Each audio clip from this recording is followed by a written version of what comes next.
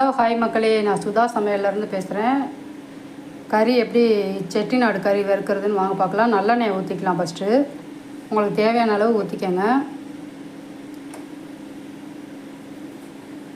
இங்கே வந்து உப்பு போட்டு கறி வந்து வேக வச்சு எடுத்து வச்சுருக்கேன். உப்பு மஞ்சத்தூள் போட்டு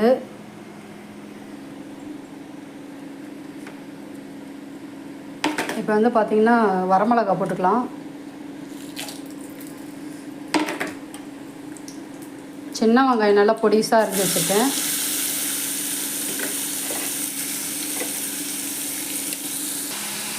இஞ்சி பூண்டு பேஸ்ட் எல்லாம் போட்டு தான் ஆல்ரெடி நம்ம வேக வச்சுருக்கோம்.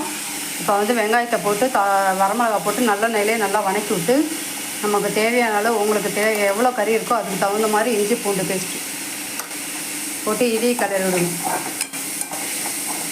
இதே கிளறி விட்டு ஒரு சின்ன தக்காளி ரொம்ப அதிகமாக போடாதீங்க, நல்லா இருக்காது. இப்போ நம்ம தனியாக எடுத்து வச்சுருக்க கறியும் சேர்த்துக்குவோம். சேர்த்து நல்லா கிளறி விடணும். சூப்பராக இருக்கும் இந்த கறி மட்டன் சுக்கா. இப்போ வந்து பார்த்திங்கன்னா நான் ஒரு மசாலா பொடி அரைச்சி வச்சுருக்கேன். மிளகாய், கொத்தமல்லி, ஜீரகம், சோம்பு, பட்டை, கிராம்பு, ஏலக்காய், பிரிஞ்சி இலை இதெல்லாம் எல்லாமே வந்து அரைச்சி வச்சுருக்கோம். நம்ம தேவையான அளவு சேர்த்துக்குவோம். மெயினாக ஜீரகம், மிளகு எல்லாமே கலந்துருக்கேன் இதில். இந்த பவுட்ரு வந்து போட்டிங்கன்னா நல்லா வாசமாக இருக்கும். நம்ம காரத்துக்கு ஏற்ற மாதிரி போட்டுக்கோங்க. ஏற்கனவே ஆல்ரெடி மிளகாய் போட்டு தான் நம்ம இது பண்ணியிருக்கோம், வரமிளகா. இப்போ வந்து கொஞ்சம் தண்ணி சேர்த்து நல்லா வேக விட்டு நல்ல எண்ணெய் பிரிஞ்சு வர வரைக்கும் கொதிக்க விட வேண்டியதான். நல்லா எண்ணெய் சுருண்டு வந்ததும் நம்ம ஆஃப் பண்ணிட வேண்டியதான்.